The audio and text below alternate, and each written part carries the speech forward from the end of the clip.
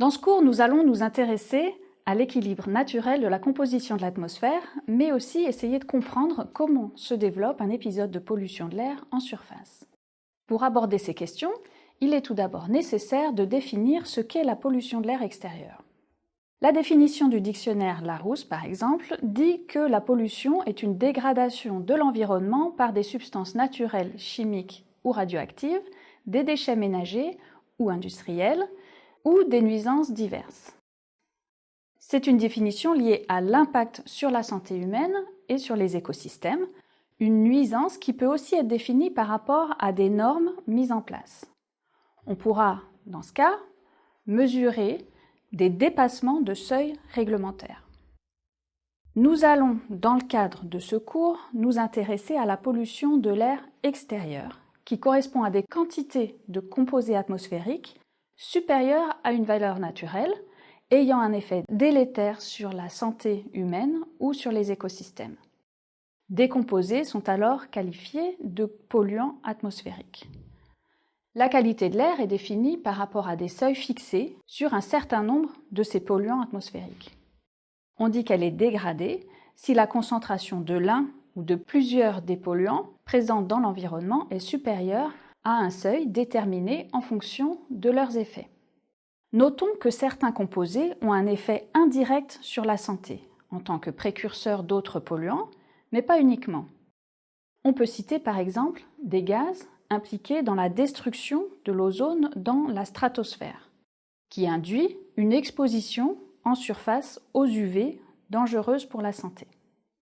Enfin, précisons qu'il y a une distinction claire entre pollution atmosphérique et gaz à effet de serre. Certains polluants atmosphériques sont aussi des gaz à effet de serre, donc interagissent fortement avec le bilan de rayonnement.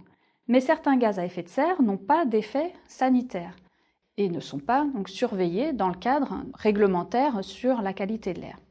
C'est le cas du CO2 par exemple. Ce cours se focalise sur des polluants ayant un impact sanitaire en premier lieu. La pollution n'est pas toujours liée aux activités humaines. Une pollution atmosphérique très intense peut être liée par exemple à une éruption volcanique ou à un incendie de forêt. Les illustrations montrées ici représentent la fumée issue des feux au Canada pendant l'été 2020, des feux de forêt. La fumée est composée de nombreux gaz traces et d'aérosols qu'on voit très bien sur l'image satellite. La pollution est présente dans des quantités très élevées au-dessus des feux, mais aussi beaucoup plus loin sous l'effet du vent. Les incendies affectent donc la qualité de l'air localement, mais aussi sur une très grande région.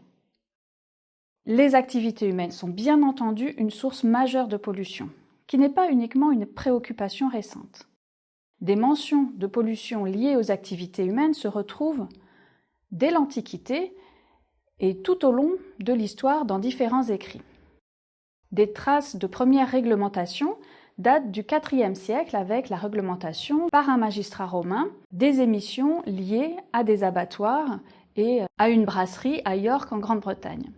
Des premières réglementations sur l'usage du charbon apparaissent aussi au XIIIe et XIVe siècle à Londres.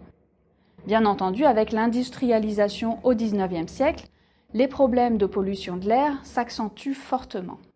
Par exemple, on voit sur cette photo un cas célèbre d'événement de pollution à Londres pendant l'hiver 1952 qui a tué plus de 12 000 personnes en quelques jours. Il s'agit ici d'une pollution liée aux particules fines et au dioxyde de soufre lié aux centrales à charbon, qui s'est accumulée au-dessus de la région pendant plusieurs jours.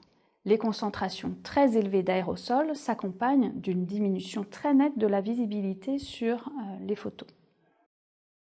On voit donc que la pollution atmosphérique n'est pas une préoccupation récente. L'étude de la composition de l'air remonte au XVIIe siècle, mais la connaissance des processus, elle, est récente. Les premiers mécanismes chimiques expliquant la présence de l'ozone dans l'atmosphère sont seulement proposés en 1930 par Sidney Chapman. La pollution de l'air liée aux activités humaines a fortement évolué au cours du temps, d'une part en raison de l'évolution des pratiques et d'autre part grâce à des réglementations successives mises en place sur lesquelles nous reviendrons dans la partie 3 de cette introduction. Ce schéma résume l'évolution de la pollution extérieure au cours des dernières décennies.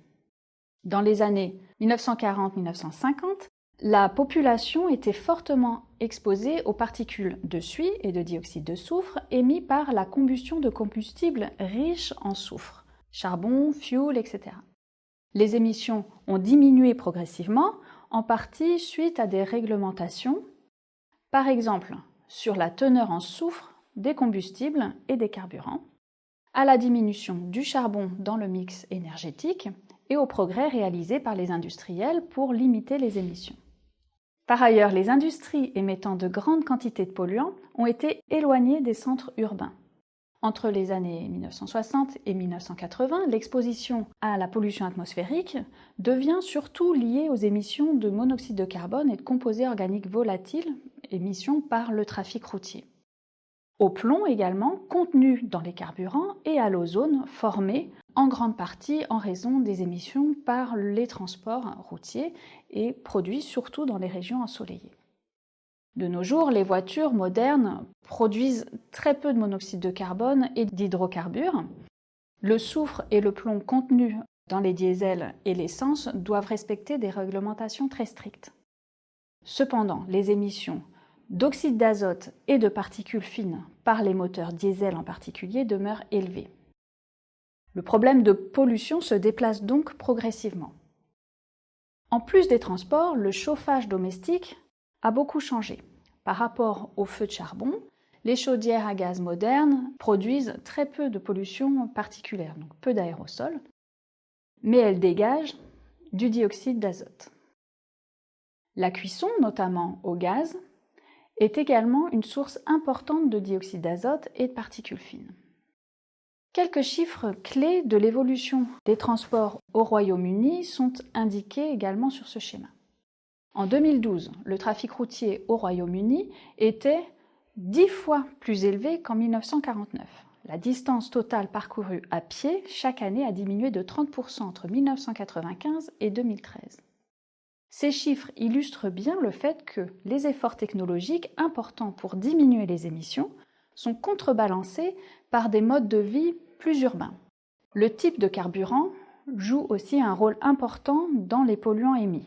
Aujourd'hui, en France et au Royaume-Uni, environ la moitié des véhicules fonctionnent au diesel, même si sa part tend à diminuer. Le diesel est aussi utilisé par la quasi-totalité des bus, des camionnettes, des camions, des moyens de transport maritime et aussi par de nombreux trains, les machines de construction et les machines agricoles. Une partie des polluants est émise directement par les sources naturelles ou liées aux activités humaines. On parle de polluants primaires. Ils peuvent former un panache de pollution qui est susceptible d'être transporté par les vents et mélangé. Les composés chimiques peuvent réagir entre eux, parfois aussi réagir sous l'effet du rayonnement solaire incident. Ces réactions photochimiques peuvent former de nouveaux composés. Ces polluants émis par réaction photochimique sont appelés des polluants secondaires. On s'intéressera non seulement à ces polluants secondaires, mais aussi aux espèces ayant conduit à leur production, qu'on appelle des précurseurs. Quelques exemples de polluants primaires surveillés pour leurs effets sur la qualité de l'air sont indiqués ici avec leurs principales sources. Le dioxyde d'azote, NO2, est émis par les sols, les éclairs et les processus de combustion. Ces processus émettent souvent du monoxyde d'azote, NO, qui forme rapidement du NO2, dioxyde d'azote, par réaction photochimique. Le monoxyde de carbone, CO, est un produit de la combustion incomplète de composés carbonés comme la biomasse ou des combustibles fossiles. Le dioxyde de soufre, SO2, est émis par les volcans, mais aussi par la combustion de matières fossiles comme le charbon, le pétrole et certains gaz, ainsi que certains procédés industriels. L'ammoniac, NH3, est principalement produit par la combustion de la biomasse, mais aussi par l'épandage d'engrais riches en azote en agriculture. Les composés organiques volatiles, COV, ou hydrocarbures légers, regroupent de très nombreuses espèces chimiques, avec chacune leur propre profil d'émission. Ils peuvent être émis par les plantes, isoprènes, terpènes, etc. La combustion, le transport routier et l'utilisation de solvants et peintures par les secteurs industriels et résidentiels. Les particules fines, qu'on a aussi appelées les aérosols, ont des sources très variées en fonction du type d'aérosol, comme on le verra plus tard dans un chapitre dédié. On peut mentionner les processus mécaniques, soulèvement de poussière, sel marin, ou des processus de combustion qui émettent des suies ou des composés organiques. Parmi les polluants secondaires, nous allons nous intéresser plus spécifiquement à l'ozone et aux aérosols secondaires, c'est-à-dire aux aérosols qui ne sont pas émis directement. L'ozone est produit dans la troposphère par des réactions d'oxydation des composés organiques volatiles, du monoxyde de carbone ou du méthane en présence d'oxyde d'azote. L'ozone est un oxydant puissant qui affecte les voies respiratoires et la végétation. Les aérosols secondaires sont des particules solides ou liquides en suspension, formées soit à partir d'émissions de gaz, émissions de composés organiques par exemple, on parle alors d'aérosols organiques secondaires, soit à partir d'autres gaz non organiques. Par exemple, le dioxyde de soufre gazeux peut conduire à la formation de sulfate, les oxydes d'azote peuvent conduire à la formation de nitrate et l'ammoniac peut conduire à la formation d'ammonium. Nous verrons le détail de ces mécanismes chimiques dans le chapitre dédié aux aérosols. Lorsqu'on a introduit la notion de pollution atmosphérique, nous avons parlé de niveau supérieur à un niveau de fond. Revenons sur cette notion. Un niveau de fond peut être défini en fonction du contexte comme une région loin des zones d'émission, une valeur moyenne ou minimale dans une région donnée, ou bien un niveau de fond naturel dans lequel on a enlevé l'effet des activités humaines. Sur cette carte représentant la colonne totale de monoxyde de carbone, on peut voir des zones plutôt rouges avec des colonnes totales plus élevées, proches de zones sources. Lorsqu'on s'éloigne un petit peu au-dessus des océans, on peut se retrouver dans des zones plutôt bleues, bleu foncé, avec des niveaux beaucoup plus faibles de monoxyde de carbone, mais qui ne sont pas nuls du fait du temps de résidence assez long du CO, plusieurs semaines à plusieurs mois. On a donc un niveau de fond non nul pour cette molécule. Ces zones correspondent à un niveau de fond, et si on regarde ce qui se passe par exemple au-dessus de l'Atlantique tropical, au large de l'Afrique, on remarque un transport sur de longues distances de monoxyde de carbone issu de combustion de biomasse en Afrique. On est loin des sources, mais avec des concentrations au-dessus des niveaux de fond, si on définit le niveau de fond comme le niveau au-dessus du Pacifique. On se situe en fait dans un panache de pollution transportée. La notion de niveau de fond est aussi utilisée pour la surveillance de la pollution atmosphérique. Ce deuxième exemple représente les observations d'ozone à la surface du réseau européen de surveillance de la qualité de l'air. Chaque petit point coloré représente une station de mesure et la couleur correspond au niveau de concentration d'ozone en surface, plus ou moins élevé. Sur la légende détaillée, on peut aussi remarquer qu'on retrouve des informations sur le type de station et sur la zone géographique dans laquelle elle se trouve. On voit que le type mentionné est classé comme Background Industrial Traffic. Ce sont donc des stations de fond, background, situées à proximité d'une zone industrielle ou proche d'une zone de trafic routier dense. La zone géographique peut être rurale, urbaine ou suburbaine. Les stations sont donc choisies pour représenter différents types de situations. Si on regarde uniquement les stations de fond, rurales, on voit qu'on a beaucoup moins de stations de mesure, évidemment. L'interface de l'Agence européenne pour l'environnement permet de regarder ce qui se passe à une station donnée plus spécifiquement. Regardons une station près de Marseille, dans le sud de la France. On voit à côté de la figure, la description de la station de mesure. Voilà, c'est une station de fond qui est dans une zone rurale. On sait quand même qu'elle est proche d'une ville. La figure représente l'évolution de la concentration en fonction de l'heure de la journée entre le 30 juin 2022 et le 10 juillet 2022. Sur cet exemple, on voit que l'ozone varie au cours d'une journée. La valeur est minimale la nuit et maximale le jour. On observe des valeurs plus élevées certains jours par rapport à d'autres. En France, le seuil d'information est fixé à 180 microgrammes par mètre cube en moyenne horaire, c'est-à-dire pour chaque heure sur la figure. L'après-midi du 4 juillet 2022, la concentration d'ozone a dépassé ce seuil d'information. On parle alors de pic de pollution en termes de dépassement de la réglementation. On est au-dessus des valeurs habituelles l'après-midi et au-dessus des seuils réglementaires. La population est informée. L'Organisation mondiale pour la santé, l'OMS, préconise des valeurs maximales journalières inférieures à 100 microgrammes par mètre cube sur 8 heures. En fonction du seuil choisi, on ne compte pas le même nombre de pics de pollution. Toute cette période de juillet serait en dépassement en utilisant le seuil de l'OMS et on parle alors d'un épisode de pollution et non plus d'un pic isolé.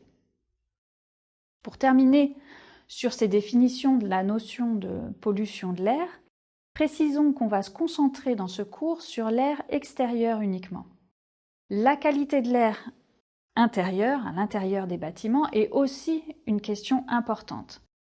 Les grands mécanismes chimiques sont plus ou moins les mêmes, mais les sources et les composés chimiques sont un peu différents et très variés dans le cas de la pollution de l'air intérieur.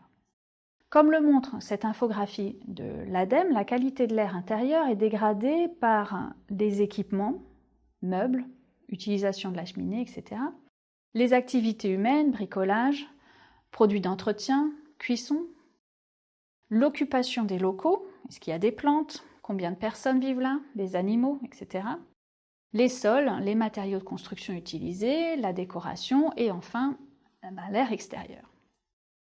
On peut également ajouter l'effet de l'humidité qui peut conduire à la présence de moisissures ou de champignons.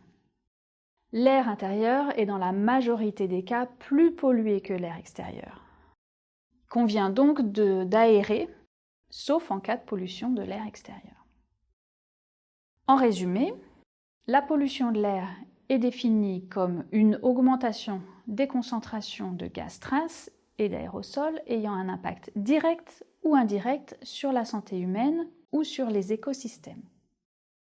La pollution de l'air est un problème ancien qui peut aussi avoir une origine naturelle et pas seulement anthropique. Les composants à l'origine de la pollution atmosphérique sont nombreux et évoluent aussi en fonction des périodes et des pratiques. Pour l'analyse des concentrations de polluants, nous distinguerons le niveau de fond, défini selon le problème considéré comme loin des sources, en conditions moyennes dans une région donnée, ou en enlevant l'effet des émissions par les activités humaines. Les pics de pollution sont des courtes périodes pendant lesquelles les niveaux de pollution atteignent des concentrations dangereuses à court terme ou dépassent des seuils réglementaires. Pour terminer, ce cours se focalise sur la compréhension des mécanismes conduisant à des épisodes de pollution de l'air extérieur.